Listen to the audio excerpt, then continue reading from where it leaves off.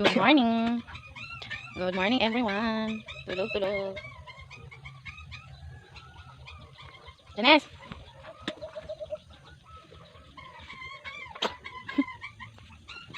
So good morning guys. So karon, akong trabaho diha, nagpaligo sa akong ate, dinaligo pod akong papa. Kay mo man jud akong trabaho mapunta, magpaligo sa mga bata. Tay laing mabuhat, mabuntag, kung dili sila mauna. Then pag human na niya og ligo diha, daghan patag trabahoon, so munang dali-dali ang trabaho. Pag human na sa among ate og ligo, amo na pong sunod nga ate gamay, dali-dali ligo kay well naligo ang ate, gabasa-basa na pud siya diha sa tub kay daghan kaayong tubig. So gisunod na nako na siya diha og ligo. Kay mura dyan na, iyang mabuhat diha. Pag naitaw sa gawas, magawas po na siya. Kay magbasa-basa na dahil diha sa tub. So, kung na lang po na siyang giligo diha o sunod.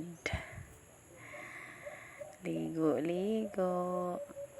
Pag humana na niya og kaligo, sinunod ko naman pinaliguan yung aming bunso.